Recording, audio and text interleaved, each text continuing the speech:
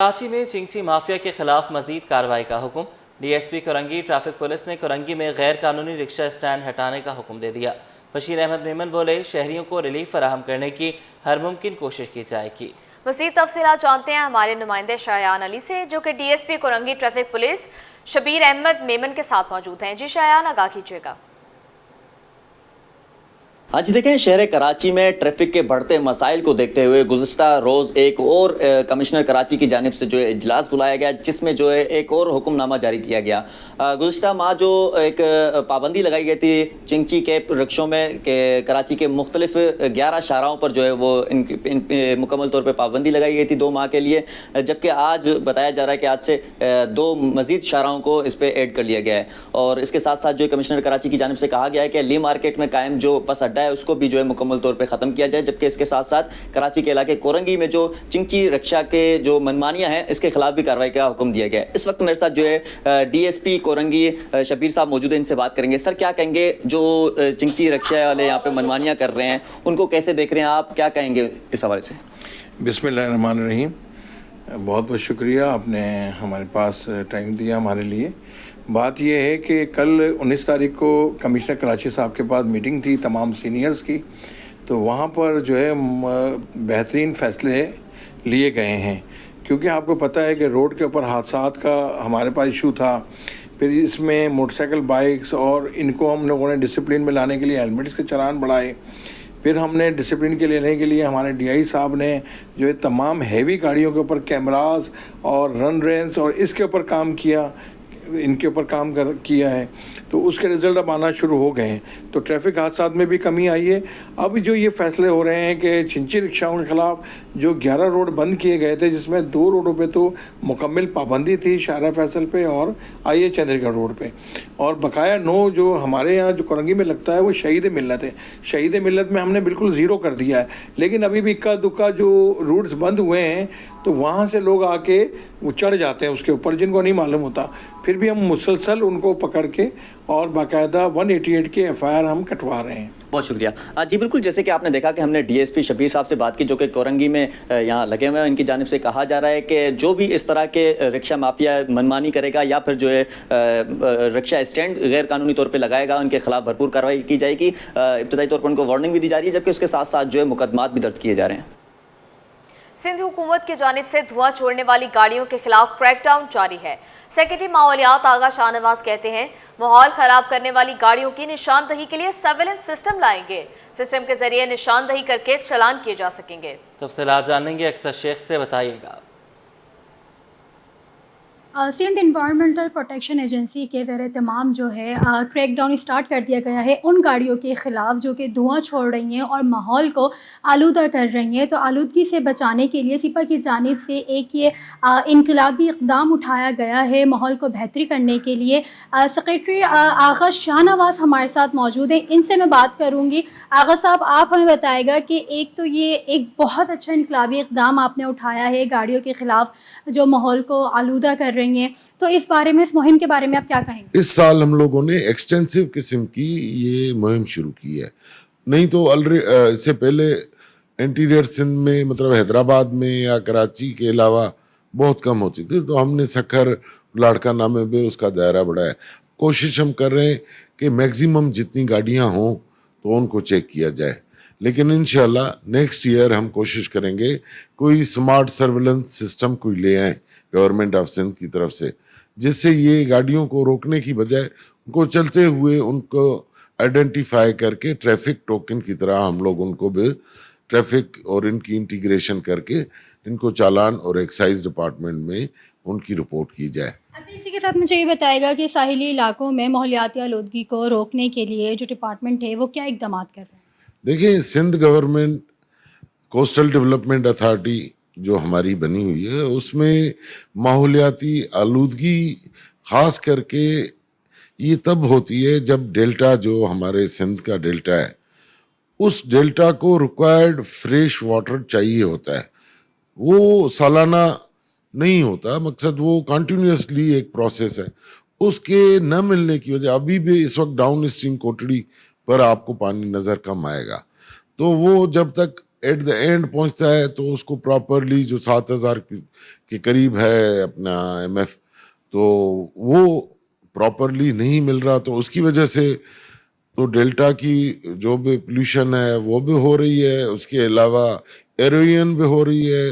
आगा शाहनवाज हमारे साथ मौजूद थे, जिनका यही कहना था जो क्रैकडाउन चल रहा है उसके हवाले से भी उन्होंने बात की कि सिंध हुकूमत की जानिब से ये इनिशिएटिव उठाया गया है। इसके अलावा जो है उन्होंने जो है मैंग्रोव्स के हवाले से भी बात की, डेल्टा वाटर के हवाले से भी बात की, और बजट के हवाले से ये है कि सिंध हुकूमत से एक अच्छी तवक्कुआत हैं कि बजट के लिहाज से भी जो कोस्टल डेवलपमेंट अथॉरिटी है उसको एक अच्छा बजट दिया जाएगा। जी, नए माली साल के लिए बजट की तैयारियां जारी हैं।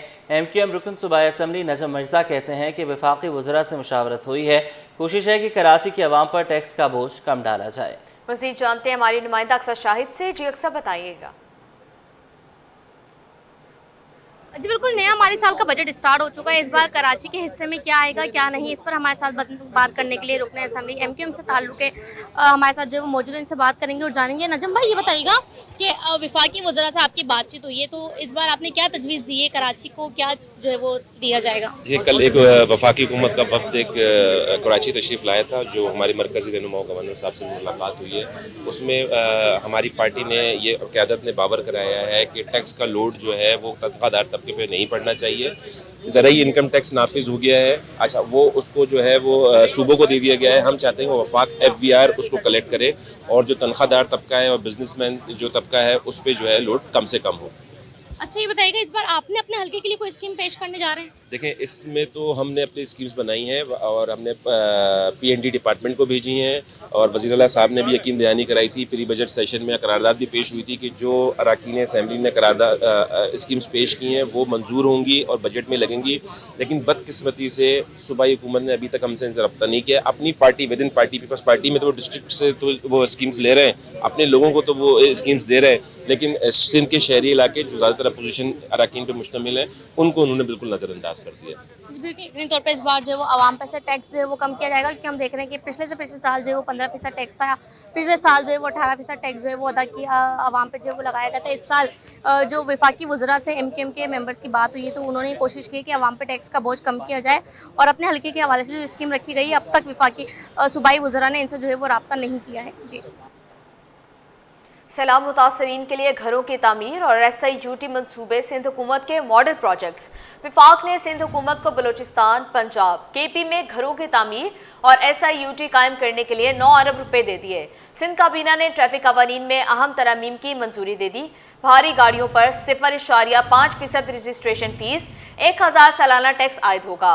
20 साल पुरानी गाड़ियों पर बैनुल सूबाई, 25 साल पुरानी पर बैनुल जिलाई पाबंदी लागू। बात करेंगे आज जमाली से, बताइएगा। सिंध काबीना का इजलास खत्म हो गया है और ये एक बड़ी अच्छी खबर ये है कि वफाकी हुकूमत सिंध हुकूमत को 9 अरब रुपए देगी, जिससे बलूचिस्तान, पंजाब और खैबर पख्तूनख्वा में तरक्याती काम होंगे। लेकिन ये काम वो है जिनकी निगरानी या जिनका ऑपरेशन सिंध हुकूमत करेगी। खास तौर पे जो सैलाब मुतासरीन घरों की तामीर है उस पर जो जिस तरह सिंध पीपल्स हाउसिंग स्कीम है, इस पूरे काम की निगरानी जो है सिंध पीपल्स हाउसिंग स्कीम करेगी। इस तरह 3 अरब रुपए जो है SIUT रहीम यार खान और 1 अरब रुपया रावलपिंडी के SIUT के लिए खर्च किए जाएंगे और ये रकम भी वफाकी हुकूमत फराहम करेगी सिंध हुकूमत को। और SIUT के 2 यूनिट जो है रहीम यार खान और रावलपिंडी में कायम किए जाएंगे, जबकि SIUT के मंसूबों के लिए 50 करोड़ रुपए की सालाना जो ऑपरेटिंग अखराजात होंगे वो भी मुख्तस किए गए हैं। ये सिंध काबीना को बताया गया है। सिंध काबीना बलूचिस्तान के सोबतपुर, जाफराबाद, देरा मुराद, जमाली में सैलाब मुतासरीन के मकानात की तामीर करेगी। खैबर पख्तूनख्वा में डेरा इस्माइल खान में सैलाब मुतासरीन के घरों की तामीर करेगी, जबकि NRSP को मंसूबों के अमल दरामदी का इदारा मुकर्रर कर दिया गया है। रोड सेफ्टी के हवाले से सिंध काबीना ने अहम फैसले किए हैं। वज़ीर आला सिंध ने वज़रा को ट्रैफिक कवानीन की पाबंदी से मुतालिक फैसलों पर तमाम अरकान को एतमाद में लेने की हिदायत दी है और सिंध काबीना ने ट्रैफिक कवानीन में अहम तरामीम की मंजूरी दे दी है, जिस पर भारी गाड़ियों में 0.5 1% रजिस्ट्रेशन फीस और 1000 सालाना टैक्स आयद किया जाएगा। सिंध काबीना ने हेवी ट्रांसपोर्ट ड्राइविंग के लिए भी अहम फैसले किए हैं, जिसमें HGV लाइसेंस की उम्र की 24 से कम करके 22 साल कर दी गई है। इंसदाद मंशियात के हवाले से अदालतें कायम की जाएंगी, इसकी एक ब्रीफिंग हुई थी, बताया गया। अरोड़ा यूनिवर्सिटी के हवाले से, इंक्लूसिव सिटी के हवाले से खुद सईद गनी और मुकेश चावला ने जो प्रेस कॉन्फ्रेंस की, इसमें भी इनके तफसीलात से आगाह किया गया था। जी आजिज जमाली, ये बताइएगा कि पंजाब, KPK और बलूचिस्तान में जिस तरह कहा जा रहा है कि तरक्याती कामों के हवाले से भी सिंध हुकूमत की मदद ली जाएगी, तो वो किस तरह होगा? वो उसमें सिंध हुकूमत का किरदार क्या होगा? इसमें हमने सईद गनी से एक सवाल पूछा था कि आया ये रकम जो है वो सिंध हुकूमत खर्च करेगी या सिंध हुकूमत ये रकम किस तरह खर्च करेगी, जिसपे सूबाई वजीर बल्दियात सईद गनी ने अपने ब्रीफिंग में ये जवाब दिया कि पीपल्स पार्टी के चेयरमैन बिलावल भुट्टो जरदारी ने वफाकी हुकूमत से बात की थी और वफाकी हुकूमत ने ये 9 अरब रुपए देने का जो है फैसला किया। ये रकम जो है देगी वफाकी हुकूमत। अलबत्ता इस रकम, ये जो मंसूबे हैं, इस पे इम्प्लीमेंटेशन जो है वो सिंध हुकूमत करेगी, यानी सर्विसेज जो है बकौल सईद गनी के कि खिदमात सिंध हुकूमत से ली जाएंगी, क्योंकि SIUT जो इदारा है डॉक्टर अदीब रिजवी का, तो उसको अदीब रिजवी ही ऑपरेट करेगा। वही रहीम यार खान और रावलपिंडी में SIUT के यूनिट कायम करेगी। अलबत्ता सिंध पीपल्स हाउसिंग स्कीम जो घरों की तामीर कर रही है, इसी तरह यही सिंध पीपल्स हाउसिंग स्कीम ही पंजाब, बलूचिस्तान और खैबर पख्तूनख्वा में घरों की तामीर करेगी। अलबत्ता इसकी फंडिंग पूरी जो होगी वो वफाकी हुकूमत की होगी। ठीक है, बहुत शुक्रिया, आपने हमें अपडेट किया। 5 साल में स्कूल से बाहर बच्चों की तादाद में 50% कमी लाने का अज़्म। यूनिसेफ वफ़द की चीफ सेक्रेटरी सिंध आसिफ हैदर शाह से मुलाकात। यूनिसेफ वफ़द ने कहा कि पाकिस्तान में 2 करोड़ 53 लाख बच्चे स्कूल से बाहर हैं। चीफ सेक्रेटरी बोले, सेकेंडरी स्कूल्स की कमी ड्रॉप आउट की बड़ी वजह है। सिंध हुकूमत के बैनुल महकमाती मरबूत मनसूबे काबिल तकलीद मॉडल करार। मज़ीद बात करेंगे आज़ाद नोडियो से। जी आज़ाद, बताइएगा। जी बिल्कुल, चीफ सेक्रेटरी सैयद आसिफ हैदर शाह से यूनिसेफ के एक वक्त में चीफ सेक्रेटरी ऑफिस में मुलाकात की। मुलाकात में सिंध में स्कूल से बाहर जो बच्चे हैं उनकी हवाले से तबादला ख्याल किया गया और कहा गया इजलास में 5 साल जामे और कसीर शोबा जाती रोड मैप बनाने पर भी मुशावरत की गई। उस वक्त के बाद यूनिसेफ के वक्त ने कहा कि पाकिस्तान में 2 करोड़ 53 लाख बच्चे स्कूल से बाहर हैं, जिस पर चीफ सेक्रेटरी सिंध सैयद आसिफ हैदर शाह ने कहा कि सूबाई हुकूमत का हदफ 5 साल में स्कूल से बाहर बच्चों की तादाद में 50% कमी लाना है। उन्होंने ये बताया कि प्राइमरी के बाद सेकेंडरी स्कूल की कमी के बायस जो है ये जो तादाद बढ़ रही है। उन्होंने ये भी कहा कि स्कूल की अपग्रेडेशन 2 शिफ्टों जो करने का फैसला किया गया है। इस तरह 2 शिफ्टों पर अमल दरामद के लिए महकमा स्कूल तैलीम को अहकाम जारी किए जाते हैं। उन्होंने ये भी कहा कि स्कूल से बाहर बच्चों का मसला जो है मर्द की सेहत, ग़िज़ाइयत, पैदाइश, रजिस्ट्रेशन और गुर्बत से जुड़ा हुआ है। ने ये भी कहा कि ये सिर्फ तैलीमी नहीं बल्कि कसीर शोबा जाती मसला है, जिसका आगाज बच्चे की पैदाइश से फिर पहले होता है। उन्होंने ये भी कहा कि यूनिसेफ ने जो है हुकूमत के शवाहिद पर मुबनी और दिन मस्तानी मरबूत मनसूबे जो है तल्फीक पर जो है मदद करा दिया और कहा कि कम उम्री की शादी, चाइल्ड लेबर और सनती नुकसान तैलीमी रुकावट की बायस है। उन्होंने ये भी कहा कि यूनिसेफ का तकनीकी मामलत, डिजिटल मॉनिटरिंग सिस्टम और डोनर जो है उस राकतदारी के हवाले से जो भरपूर जो यूनिसेफ ने तावन का यकीन दिलाया और तफसीली तौर पर नासिर महकमा स्कूल तलीम के साथ जी ठीक है, बहुत शुक्रिया, आपने हमें अपडेट किया। आज़ाद। रुपए की कदर में इस्तेहकाम और तहसीलात ज़र में बेहतरी से गैर मुल्की सरमायाकारी का मुनाफा वापस जाने का मसला भी हल हो गया। रवा माली साल 10 माह में गैर मुल्की सरमायाकारी पर मुनाफा 107% इजाफे से 1 अरब 83 करोड़ डॉलर वापस ले गए।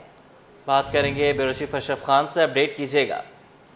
देखा जाए मुल्की मुआशी सरगर्मियाँ बेहतर हो रही हैं। गैर मुल्की सरमाकारों ने मुनाफे की बड़ी रकम वापस ले गए हैं। रुपए की कदर में इस्तेहकाम और तरसीलात दर बढ़ने से बड़ी मुश्किल खत्म हो गई है। अप्रैल 24 के मुकाबले अप्रैल 25 में गैर मुल्की सरमाकार मुनाफा वापस ले जाने में 115% का इजाफा हुआ है और 1 माह में 12 करोड़ 15 लाख डॉलर वापस ले गए।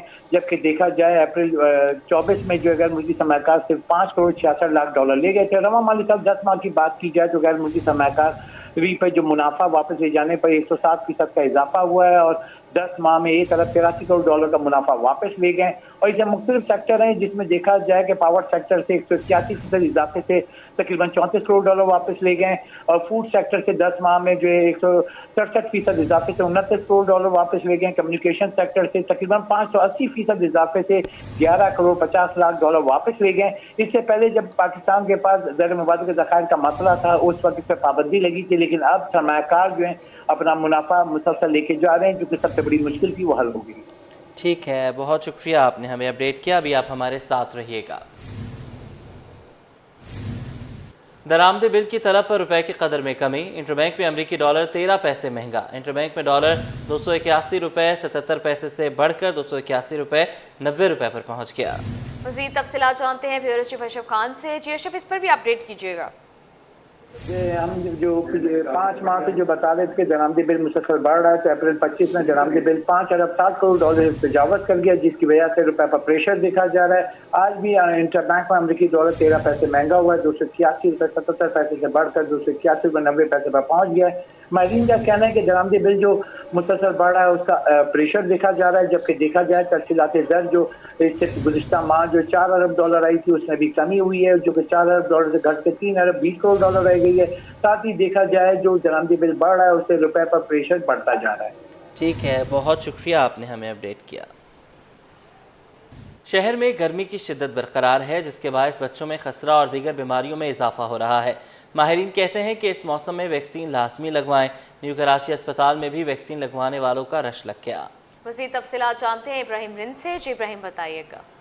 जी देखिए, बिल्कुल शहर कायद में मौसम की तब्दीली के साथ ही बच्चों में मुख्तलिफ अमराज में इजाफा हो चुका है, खासतौर पर खसरा, नमूनिया और दीगर मुख्तलिफ बीमारियाँ भी बच्चों में सामने आ रही हैं। तो महकमा सेहत सिंध के EPI प्रोग्राम की जानिब से हिफाजती वैक्सीन तमाम सूबे भर में मुफ्त फराहम की जा रही है। तो वालिदैन बड़ी तादाद में अपने बच्चों को लेकर मुख्तलिफ सेंटर में पहुँचे हुए हैं। इस वक्त भी हम मौजूद हैं कराची के गुंजान आबाद इलाके सिंध गवर्नमेंट अस्पताल न्यू कराची में, जहाँ पर हमारे कैमरामैन उल्टे हाथ पे दिखा सकते हैं मेरे कि बड़ी तादाद में जो माएँ हैं अपने बच्चों को लेकर यहाँ पर पहुँची हुई हैं, छोटे छोटे नन्हे बच्चों को वैक्सीन लगवाने के लिए, जो कि एक अच्छा इकदाम है वालिदैन की जानिब से कि वो अपने बच्चों को मुख्तलिफ बीमारियों से बचाने के लिए यहाँ पे मुफ्त वैक्सीन लगवाने के लिए पहुँचे हुए हैं। और इसी तरह बड़ी तादाद में बाहर भी रश लगा हुआ है, सैकड़ों की तादाद में माएँ मौजूद हैं और ये अच्छा इकदाम है महकमा सेहत के कि तमाम वैक्सीन मुफ्त फराहम की जा रही है। तो यहाँ पे वैक्सीन सेंटर के इंचार्ज हमारे साथ मौजूद है आमिर साहब, इनसे पूछेंगे कि क्या तादाद है और क्या पैगाम देंगे। सर बताइएगा, क्या सूरत हाल है? वैक्सीन की तादाद में ज़्यादा लोग आ रहे हैं लगवाने और बीमारी भी ज़्यादा बढ़ती जा रही है, क्या पैगाम देंगे?